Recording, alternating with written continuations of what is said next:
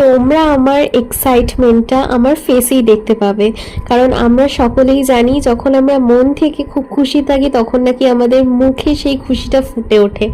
তো অলরেডি আমরা ব্যান্ড্রার রাস্তায় চলে এসেছি, ব্যান্ড্রাতে ঢুকে গেছিলাম। তো আমি আমার ভেতরে কি হচ্ছিল সেটা আমি তোমাদের বলে বোঝাতে পারবো না।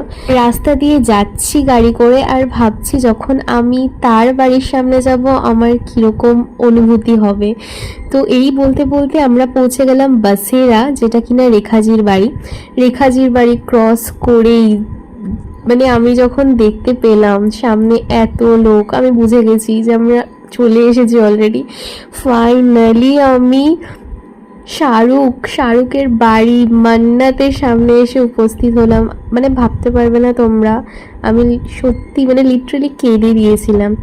তো সেই অনুভূতিটা একমাত্র একজন এসআরকে লাভার, যারা শাহরুখ খানকে মন থেকে ওতপ্রোতভাবে ভালোবাসে, রেসপেক্ট করে, তারাই ফিল করতে পারবে। তো আমি কোনোদিনও ভাবতেও পারিনি আমি শাহরুখ খানের বাড়ির সামনে যেতে পারবো। একটা কথা তো নিশ্চয়ই, किसी चीज़ को अगर दिल से चाहो तो पूरी कायनात उन्हें तुमसे मिलाने की कोशिश में लग जाती है। এই কথাটা সত্যি হয়ে গেল, ম্যানিফেস্টেশন সত্যি কাজে লাগে। আর আমি আজও মনে করি আমি নিশ্চয়ই একদিন তার দেখা পাবো। প্রচণ্ড পরিমাণে মিস করতে করতে শেষ ক্লিপটা নিতে নিতে আমাকে ফ্লাইটের জন্য রওনা দিতে হয়েছিল। But we will meet again very soon.